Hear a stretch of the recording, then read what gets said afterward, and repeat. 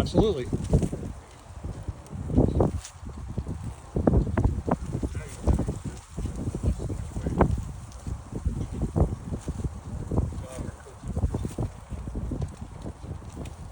I begin? So, ready? So, obviously this isn't about me, so I don't see it required, but you're welcome to come up and say a few words if you want. No reason to be nervous. There's no time limit. So I'll begin.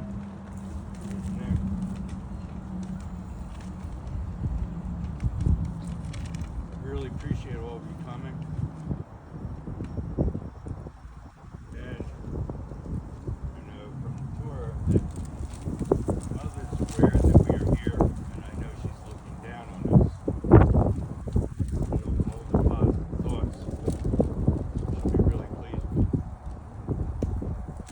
Rabbi Moshe Chaim Luzzatto writes that in Derek Hashem, which is the way of God, lived in the 1600s.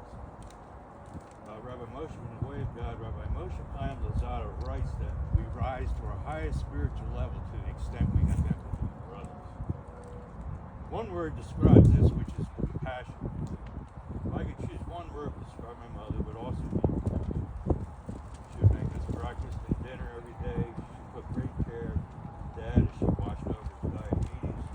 She would often mention how lucky we are to have family getting each other. She recently said that she enjoyed raising my brother and I very much. Why? I have no idea.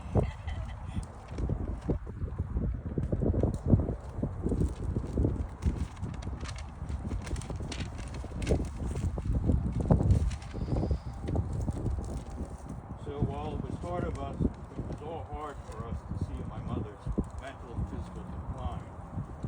I'm glad that she did not suffer pain. Now she went back home to the real world, where the rest of our family is.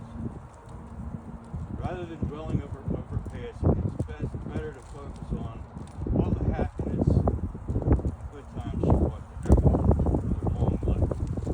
And so, I miss her very much.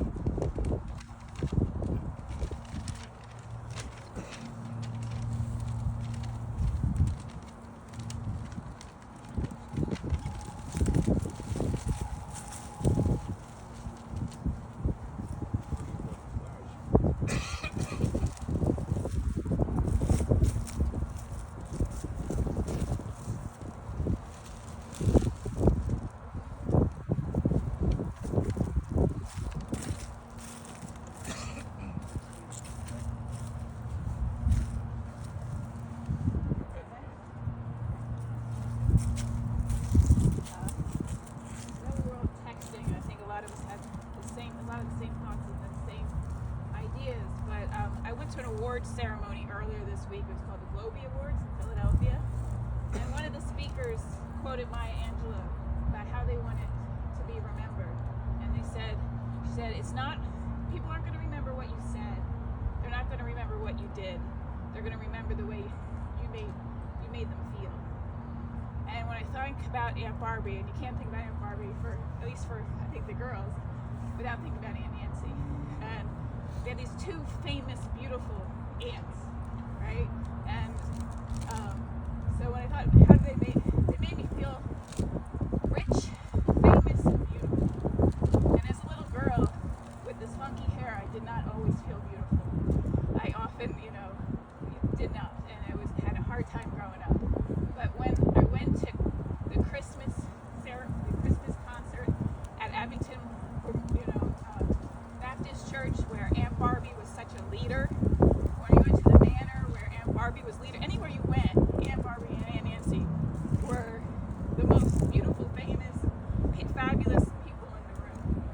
And by extension, they made us as their nieces feel that way.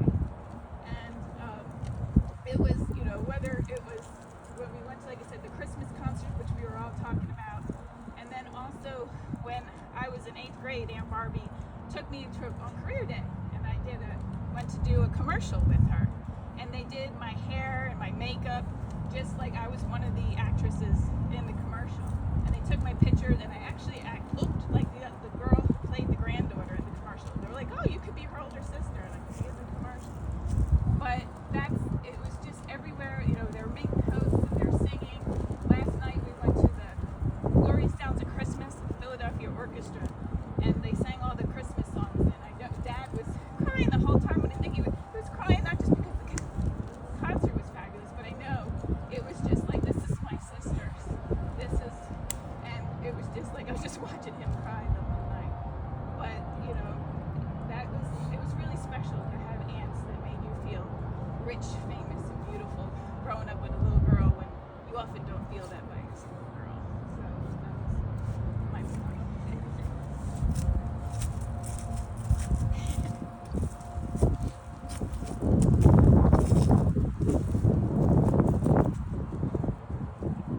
Whenever I think about Aunt Barbie, I think about the pool parties at our Daddy Uncle Dick's house in the summer, and just that, almost all my memories from those pool parties include Aunt Barbie, just her bright smile, the high cheekbones, the wide grin, just how she was, always warm and loving to everyone in the family. So that's what I'll probably miss most about her.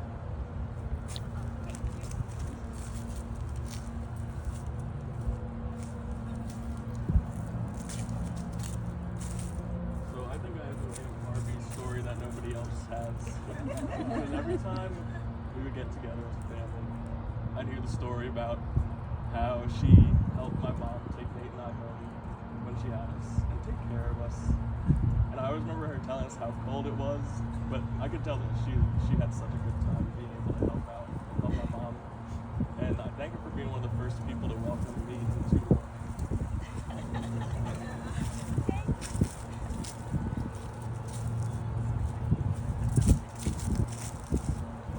Well, I feel like I'm grafted into the family, and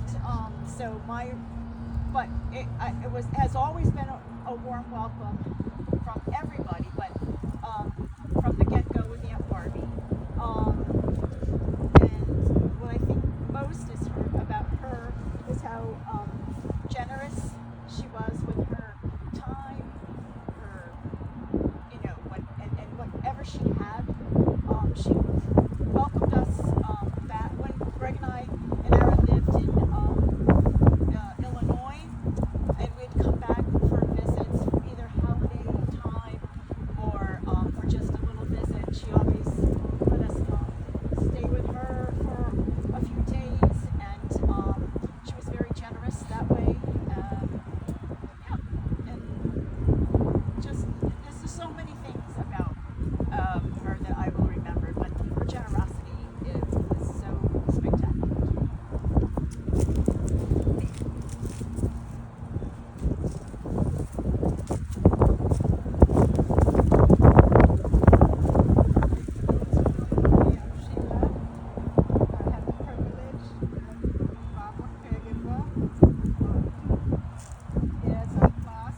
Talk a little.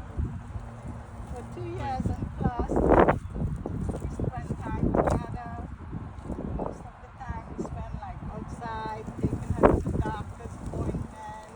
And I would always remember she would tell me, "Son, I can't understand you. You know you have an accent, right?" And I would say, "Yeah, I know. I'll try to work on that." Will you? And I was like, "Yeah." So the time I spent with Barbara, I'm very happy with her, and I will miss her, and I'm glad to know the family. Rest in peace, Barbara. You were her favorite. Yes, she was.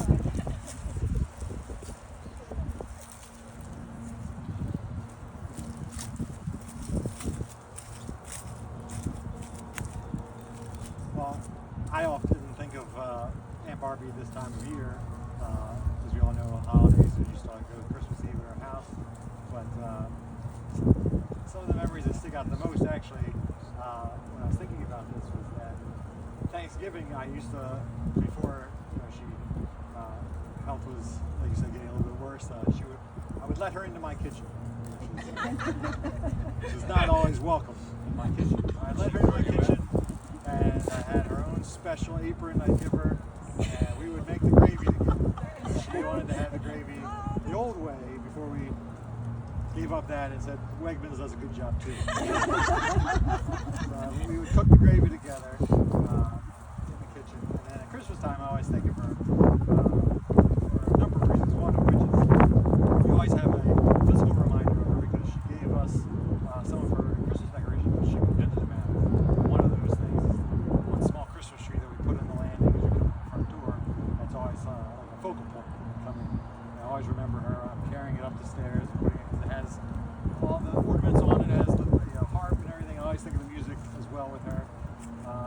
And also when I was Santa's helper at Christmas time at the manor, she was always very excited to have me come and be Santa's helper at the manor. She would take me upstairs to the apartment, let me get changed in there, and come down to be Santa's helper for the kids. And I remember it was either first or second year, I can't remember. It was early on, where I had the nice chair set up in the big room for me to sit on, and the kids were running all around and not really prepared yet, but I was sitting there for a few minutes, and either to kill time, take the spotlight, get the attention of the kids to come over, she came over and started singing Santa Baby around me as I was held captive awkwardly. She sang that to me. So those are some of the memories that always stand out to me, and it's always a remembrance throughout the year, throughout the season of Aunt Barbara.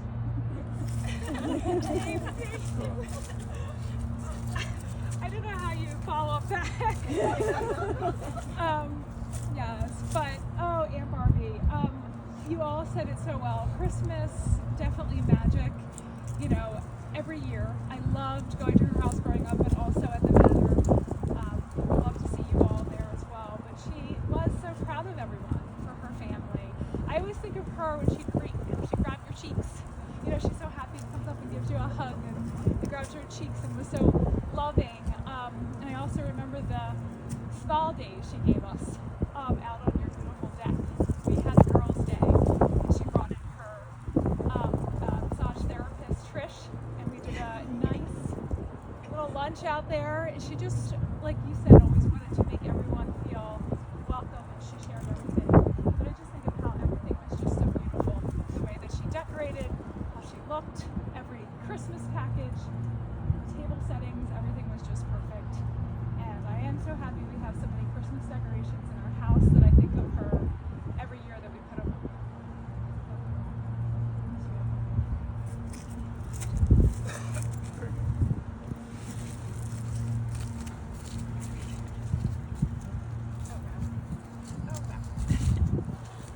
Well, this is Barbara's. This is Barbara's. Half my closet is Barbara's. I am so grateful, but no, it's funny when I met him, it was so special to get two sisters. I had two brothers, as you all know, and always wanted a sister. And both Nancy and Barbara were so welcoming and so good to me.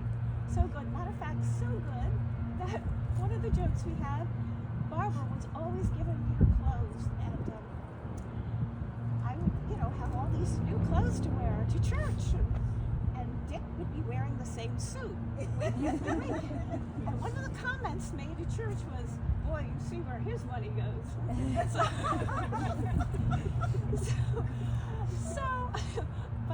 But no, yes, I'm just so grateful. Barbara was always so supportive. She's one person that would come to my Christian Science lectures where I invited her. She would come, and she was just always so supportive. And matter of fact, when she moved to the manor, she had looked at many places, and she said, "That one is 4 minutes from your house, so I want to be near you." So I felt that was the one that was hard to move from. We moved to be with Bonnie, but she completely understood. But she was the one I was afraid to tell. But of course,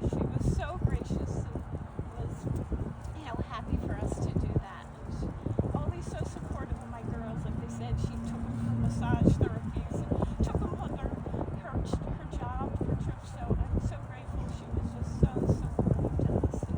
And I don't know, I know you guys read this, but I don't know if Jim saw it. I just want, Barbara made Christmas so special for us, whether it was at your home in Spring House or whether it was there. And this is what Tabby wrote. She said, I attended the fashion shows, I see, before FIT and after the Peace Corps. And remember how to walk the runway. Barbara would tell her properly, meeting all her admirers. Oh, how I realized we had intimate conversations about her life. But what I really want to say is what I'm most grateful for is Christmas at her and Uncle Martin's house, starting with the church service, and then Aunt Mary and Maren Hetrick, Dermagidi, playing bells in the choir, and all my cousins filing in, holding candles, listening to Aunt Nancy's gorgeous Lord's, she corrected that, Holy Night. And that's what Vicki mentioned last night. We heard Holy Night, and she said, no matter who sings it, I hear Nancy singing it. And Barbara did it too. Then back to the house, the cool older boys ice skating, lining the streets with candles, and opening one present at a time and showing everybody what we got. It's my happiest childhood memory. And then Nancy wrote, I'm wanting to say some special words of gratitude about my beautiful sister. She went off to New York City with me and was my support system. The fact that she hated New York didn't stop her from going to be with me.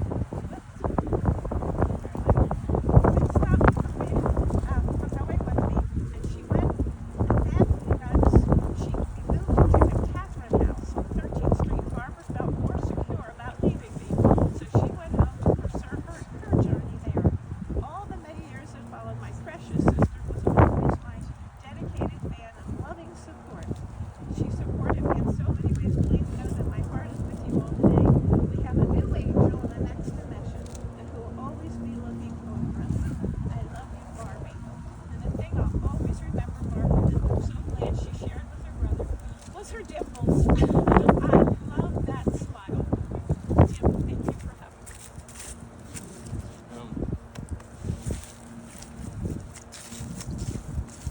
I love hearing all the memories.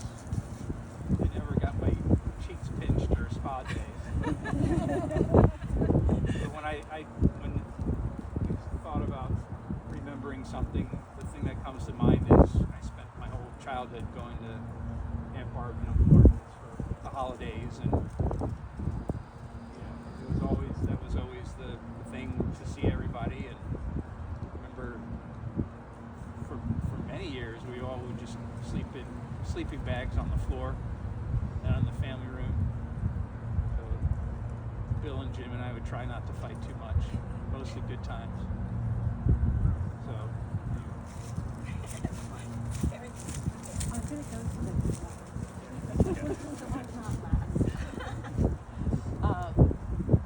I have a lot of memories of Aunt Barbie, but I'll share the one that Aunt Barbie always shared, which was the first time that we met. It was at one of the family pool parties, and I was meeting everybody for the first time, kind of overwhelmed, and Aunt Barbie came up in her bathing suit with a little wrap, high heel shoes, and asked me if I wanted to play badminton. And so I was sure. And meanwhile, I am like covered up as much as I can possibly be playing badminton with her. And she always said that after she played badminton with me, she decided that I could join the family. So that is the memory she always shared. I think she legitimately beat me, and I'm pretty sure she got competitive. So wow, you must have been really big. I don't know. I think she was pretty good. But the other memory that I have of Aunt Barbie that always makes me laugh was my wedding day, because I wasn't raised with any kind of models or anything, and I have no idea how to stand in a picture. I would have been in every single one of my wedding pictures, like, and they would be positioning me for some photo Barbie would push through, and she'd come over and jerk my shoulders, turn my head, and make me stand there and smile. And thank God she did, because my pictures came out much better than how they would have been without her. So those are some of my favorite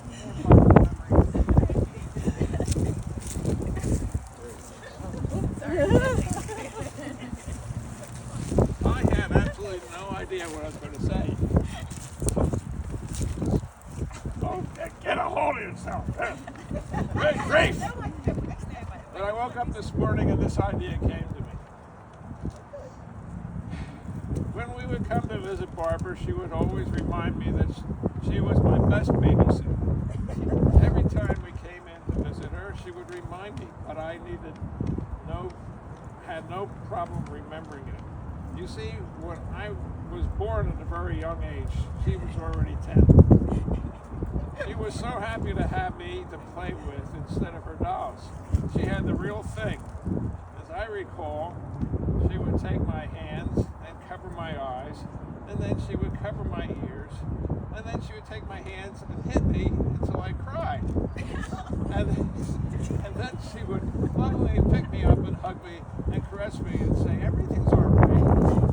But I had a way of getting even, you see. She would have to change my diaper. Good grief. And to boot, little boys have a very special gift that keeps on giving. Oh yeah, those were the days. When I was in 6th grade, Barbara was then a very successful model, and she got me out of school one day to become a model for the Campbell Soup Company in Camden, New Jersey. They own Swanson TV dinners, and I was invited there for lunch.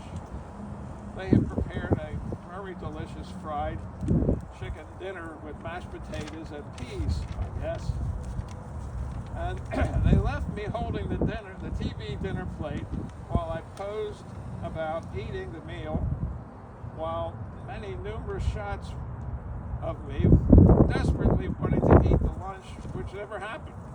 However, I was paid $60, which I spent on my trade, so I guess it was worthwhile.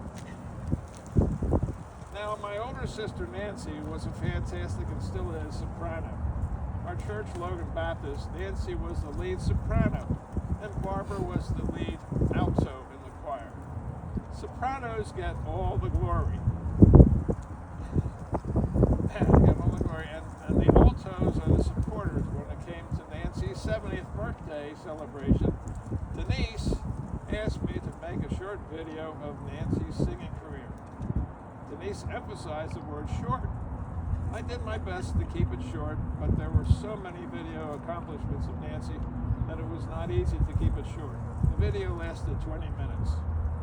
Now, sibling rivalry demanded an appropriate response for Barbara's 80th birthday celebration.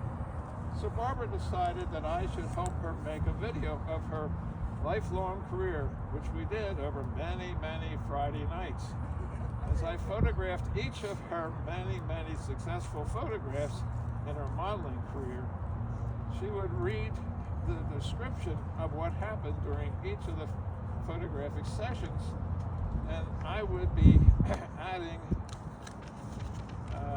time in the video to correspond with the length of the description, and use special software to give a sense of motion to the picture.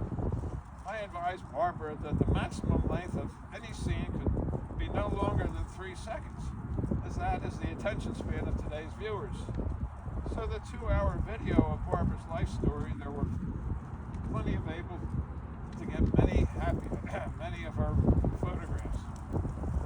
In the opening introduction to the video, Barbara had 3 of us sitting in the backyard having conversation about the video. There were about 10 outtakes of this attempt, which added together would make a pretty funny segment for America's Funniest Videos. Those many Friday nights are a fond memory of the time when the 3 of us could remember our happy lives together. We will remember those times forever. Our dear Barbara.